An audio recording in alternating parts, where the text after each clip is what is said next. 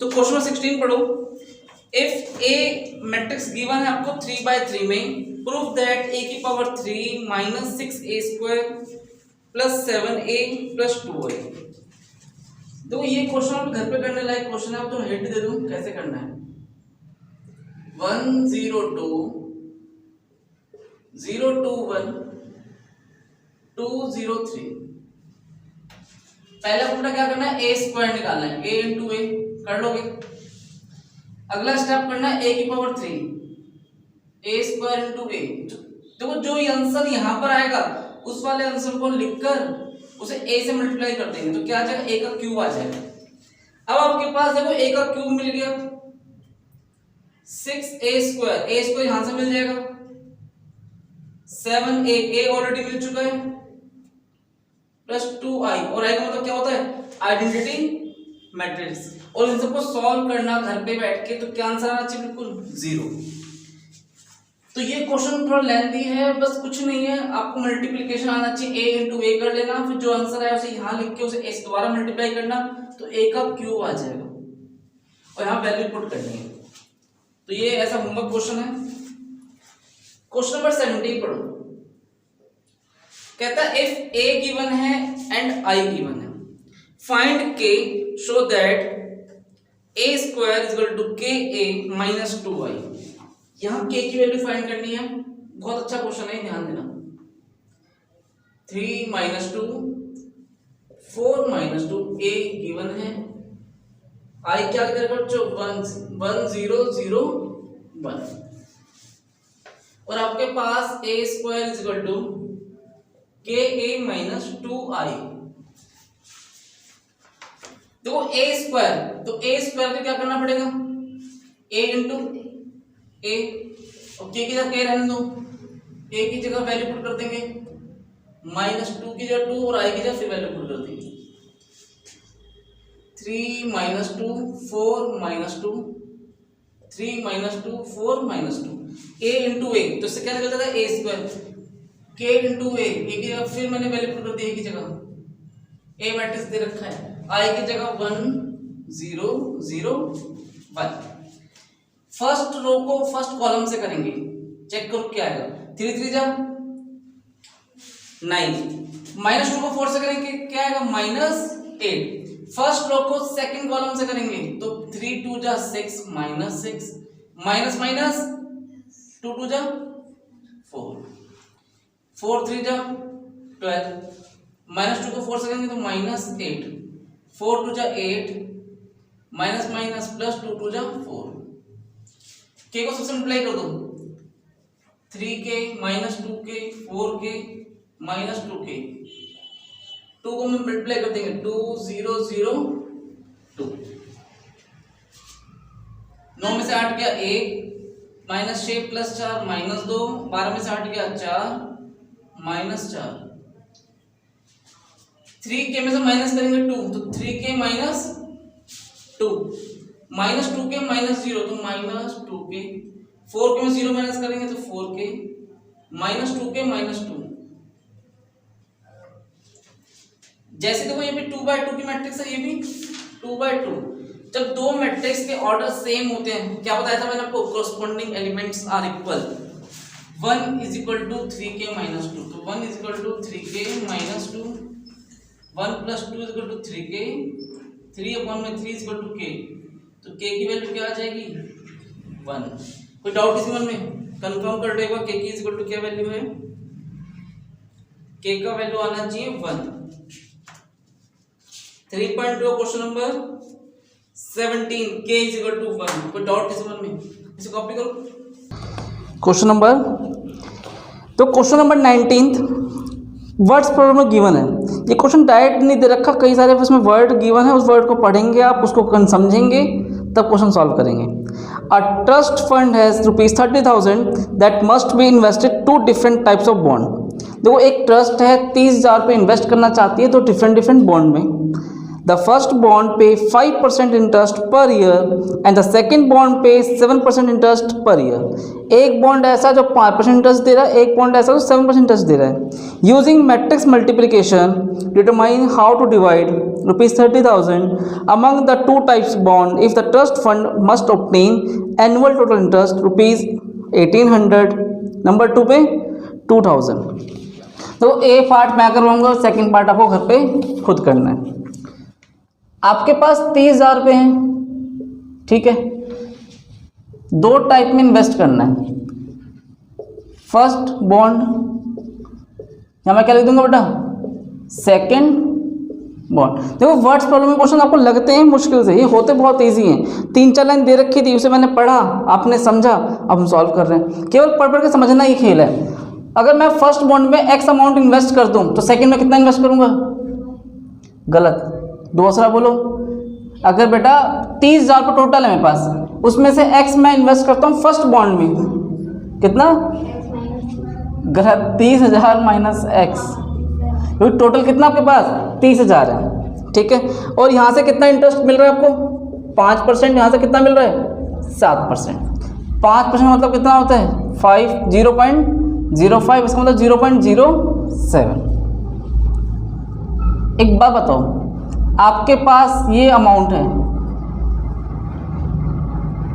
एक रो है,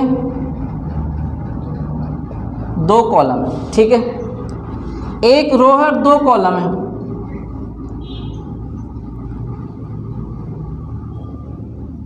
और यहाँ पे आंसर कितना आना चाहिए, पहले पार्ट में टोटल कितना इंटरेस्ट है 1,800 रुपये। अब एक बात बताओ, पहले वाले के जो कॉलम होते हैं बच्चों, वो सेकंड वाले के रो के इक्वल होना चाहिए, हाँ या ना। तो आप तो इतना समझ गए हो, समझदार तो आप हो ही। आपने क्या देखा कि सर पहले वाले की कॉलम सेकंड वाले रो के इक्वल होनी चाहिए, तभी मल्टीप्लिकेशन इज पॉसिबल, अदरवाइज कोई सवाल ही पैदा होता मल्टीप्लाई करने का। तो मुझे इतना समझ में आ रहा है कि बेटा यहाँ पे 2 रो बनेगी, 2 रो कैसे बनेगी वो समझना। पहली वाले से बेटा कितना इंटरेस्ट मिल रहा है 0.05, सेकेंड वाले से 0.07, होगी ना 2 रो, और कॉलम कितने दिख रहे हैं 1, और आंसर किस फॉर्म में आएगा, जो बच जाता है 1:1 की फॉर्म में आंसर आएगा। तो एक काम करें, मल्टीप्लाई करें फर्स्ट रो को फर्स्ट कॉलम से, एक्स को करेंगे इससे मल्टीप्लाई तो कितना आ जाएगा 0.05 एक्स, इसको करेंगे इससे मल्टीप्लाई 30,000, ये कट के 2 जीरो से 2 जीरो कट जाएगी, 7 या 2,100 रुपये माइनस 0.07 एक्स। कोई डाउट यहाँ तक, हाँ जी, नहीं है। सॉल्व करो, 2,100 माइनस, इसमें से माइनस कर देंगे तो 0.02 एक्स इज इक्वल टू 1,800, ये माइनस कर देंगे तो माइनस 300, माइनस से minus cancel, 300 divide by 0.02, point हट के 2 जीरो, 1 5, एक्स की वैल्यू कितनी आ जाएगी 15,000। तो ये फर्स्ट बॉन्ड में कितना आंसर आया 15,000, और सेकंड वाले बॉन्ड में कितना आंसर आया 30,000 माइनस 15,000, 15,000 रुपये। इसका पहले आंसर कंफर्म करो, सेकंड पार्ट घर पे करना। आपका आंसर कितना आ रहा है, देखो 15,000 15,000। कोई डाउट, तो फर्स्ट बॉन्ड में भी 15,000 इन्वेस्ट किया और सेकंड बॉन्ड में भी 15,000 इन्वेस्ट किया। इसका जो सेकंड पार्ट देखो सेम करना, कोई दिक्कत नहीं आएगी। और रिजल्ट में क्या लिख दोगे सेकंड पार्ट में 2,000 रुपये, ठीक है।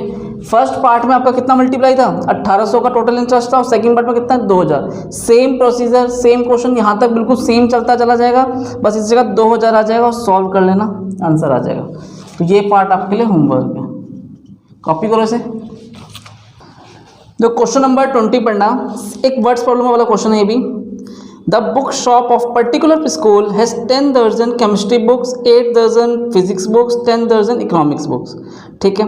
They are selling price ₹80, ₹60, ₹40 each respectively. देखो इनका मुझे सेल SP गिवन है, find the total amount the book shop will receive. एक बात बताओ, आपने 5 बुक बेची, एक बुक 10 रुपये की है, कितने रुपये कमा लिया आपने। तो वही बात यहाँ पूछ रहा है कि बताओ टोटल अमाउंट कितना उसने रिसीव किया, तो भाई कितना रिसीव करेगा, जितना क्वांटिटी उसने बेचा उसे मल्टीप्लाई किससे कर देंगे, उसके अमाउंट से, हाँ या ना। दुकान जाते हुए तो करता है कस्टमर, दुकानदार क्या करता है बेटा, कितना सामान बेचा, 50 बुक बेची, 100 रुपये के हिसाब से गुणा कर दिया।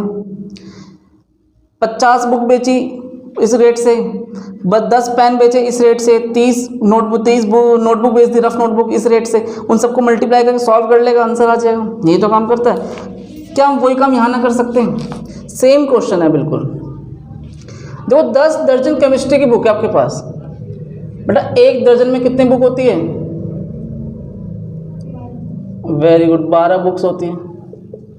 तो आपके पास 10 दर्जन केमिस्ट्री की बुक है, टोटल कितनी बुक हो गई? 120। 8 दर्जन फिजिक्स की है तो 12 अट्ठे 96, और 10 दर्जन इकोनॉमिक्स, 12 दाम 120। कोई डाउट यहाँ तक? ये केमिस्ट्री की थी, ये फिजिक्स की है और ये इकोनॉमिक्स की है।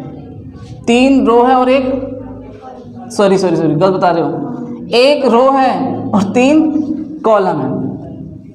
एक बात बताओ, जितने पहले वाले के कॉलम सेकंड वाले के रो के इक्वल होनी चाहिए, मल्टीप्लिकेशन पॉसिबल, हाँ या ना? तो मुझे कैसे लिखना पड़ेगा? रेट भी देखो, सेलिंग प्राइस 80, 60 और ये 40। चेक करो, 3 रो है तो कितने कॉलम दिख रहे हैं? 1। Multiplication is possible. ये मैंने क्या लिखा है यहाँ पे? सेलिंग प्राइस की बात करें। फर्स्ट रो को फर्स्ट कॉलम से मल्टीप्लाई, और देखो आंसर भी किस फॉर्म में आना चाहिए? 1:1, एक एलिमेंट में आंसर आएगा। चेक करो, 120 को 80 से मल्टीप्लाई करो, 8 दूनी 16 के 6 से 1, 8 में 8 9, 12 अट्ठे 96 00, 6 6 36 के 6 3, 6 नीम 54 और 3 57, ठीक है। 12 चौक 48 पे 00, ऐड करो इन सबको, 0 6 और 7 13 और 8 21 की 1 2 और 9 2 9 11 11 और 5 16 और 4 20। तो आपके पास ₹20,160 रिसीव हुए हैं। कंफर्म कर लेते हैं, 3.20,160, ठीक है। कोई डाउट इस क्वेश्चन के अंदर? बिल्कुल सिंपल था। क्वेश्चन नंबर 21 और 22 देखो एमसीक्यू बेस्ड क्वेश्चन है, ध्यान समझना।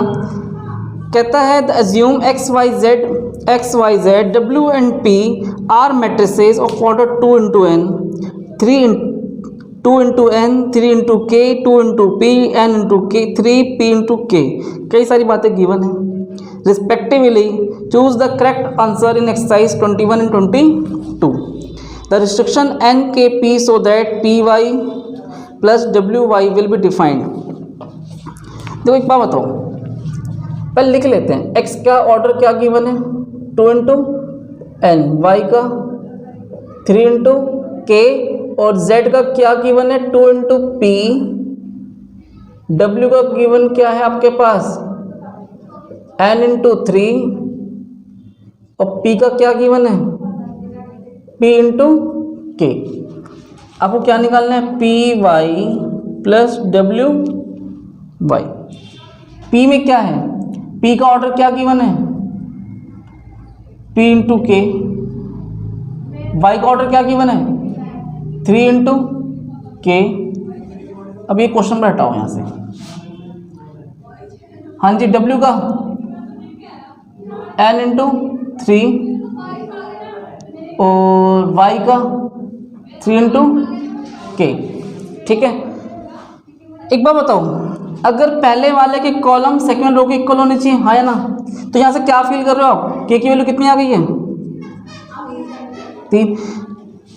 के की वैल्यू 3 है। देखो यहाँ पे भी देखो 3 3, ठीक है। और यहाँ अगर बेटा 3 है, एक सेकेंड, तो यहाँ पर के की वैल्यू 3 आ गई, कहीं से चेक करो। और एन किसके इक्वल आ रहा है? के नहीं, ये तो के इस फॉर्म में आंसर आना चाहिए। अगर मेरे पास के की वैल्यू 3 है, 3 इंटू 3, तो ये भी क्या आएगा? पी की वैल्यू भी कितनी आ जाएगी? 3, ठीक है। तो ये भी 3, के की 3 लिख दिया, तो ये भी कितना आ जाएगा? एन भी क्या हो जाएगा? 3, सब 3 3 के फॉर्म में। तो इसका आंसर होना चाहिए के की वैल्यू 3 और पी की वैल्यू भी 3। तो मैं एक काम करूँ, पी भी 3 है, एन भी 3 है, तो P is equal to N. Option number 21वें का ए। कोई डाउट किसी के मन में? अब 22वां क्वेश्चन पढ़ो। इफ n इज दे रखा है p, इफ यदि ऐसा है तो 7x माइनस 5z। देखो x की जगह क्या लिखेंगे 2 इंटू एन और z की जगह 2 इंटू पी। और मुझे पता है बेटा n p के बराबर है, 7 को मल्टीप्लाई कर देंगे तो 2 इंटू एन की जगह p लिख देंगे, 5 को मल्टीप्लाई कर दो 2 इंटू पी।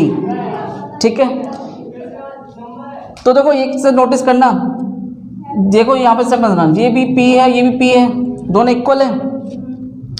2 और क्या पूछ रहे हैं यहाँ पर, if n is equal to p then the order of matrix, तो यहाँ का ऑर्डर क्या आएगा 2/2, 2 क्रॉस 2 का, या 2 इंटू 2 लिख लो या 2 इंटू एन, क्योंकि n के क्या लिख देंगे, एक काम करो ना, आप यहाँ p है इसको हटाओ, ऐसा कंफ्यूजन नहीं होगी। मैं इसको हटा के दोबारा लिख रहा हूँ, p की जगह मैंने क्या लिख दिया n, पहला वाला क्या दे रखा था n का n दे रखा था, तो जो ऑर्डर यहाँ है वही ऑर्डर यहाँ है, तो माइनस करने पर आंसर किस फॉर्म में आएगा 2 इंटू एन, और 2 इंटू एन कहाँ गिवन है b पे। कोई डाउट किसी मन में, इसे नोट करो।